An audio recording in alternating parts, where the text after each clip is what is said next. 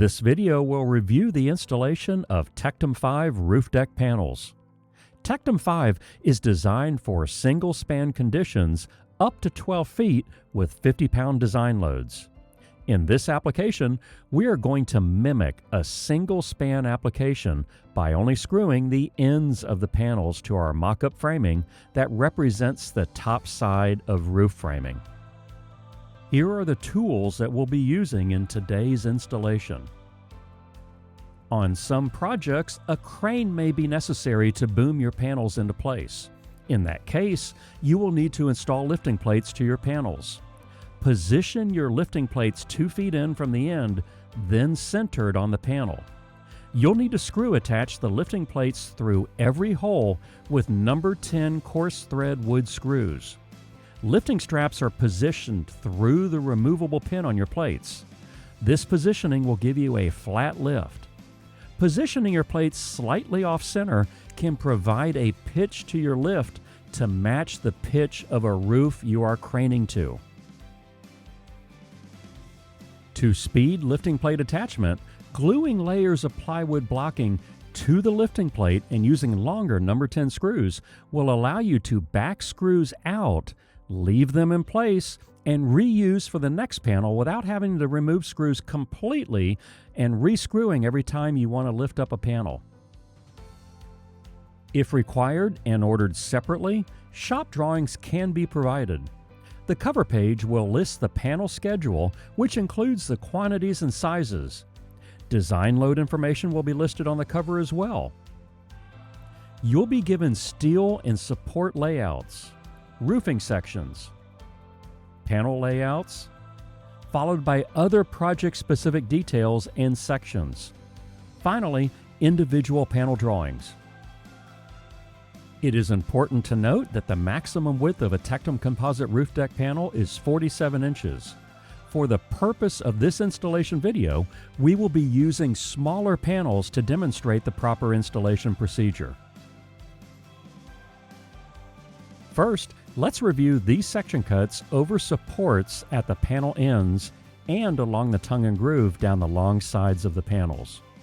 This is the long edge of the panel, and this is the short edge of the panel where it will break over a support member.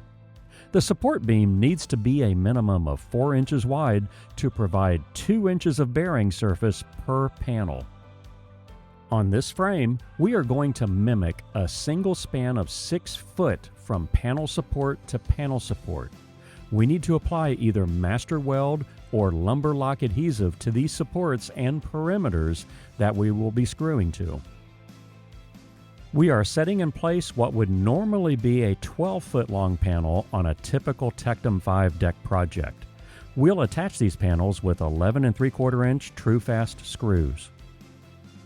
Bridging from panel to panel, you'll need to install a 7/16 inch OSB spline that will be held in place by applied adhesive in the gap, 8 penny nails, and your 11 3/4 inch true-fast screws. Here at the perimeters, we are just installing a half spline so it is flush with the edge of the panel. With the splines in place, we can now install the true-fast screws into the supports without crushing the panels at the empty grooves where we now have the splines installed. We've come to a panel end where an opposing panel will join, so we need to apply adhesive into the gap where a full-sized 7/16 inch by 4 inch wide OSB spline will be installed, then secured with 8 penny nails on 6 inch centers, then true-fast screws on 6 inch centers into the supports. Adhesive also needs to be applied where there will be a neopore to neopore foam connection between 2 adjoining panels. The same process continues along the long panel edge with adhesive in the spline gap, 7/16 inch OSB splines, adhesive applied to the neopore foam, then finally adhesive in the spline gap of the opposing panel that is being installed.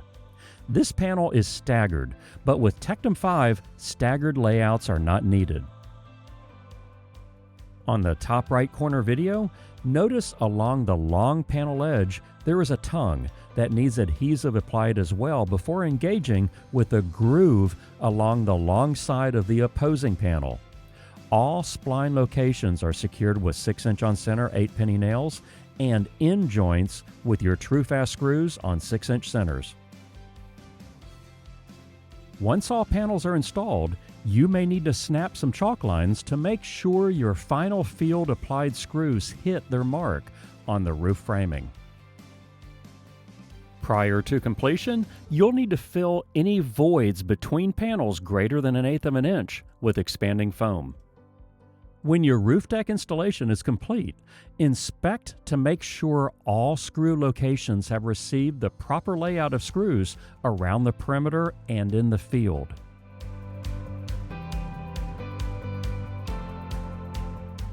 Eventually, you'll need to field cut your Tectum roof deck panels to length or to a given pitch. Utilizing a worm drive beam saw, you can easily cut your panels to precision regardless of panel thickness.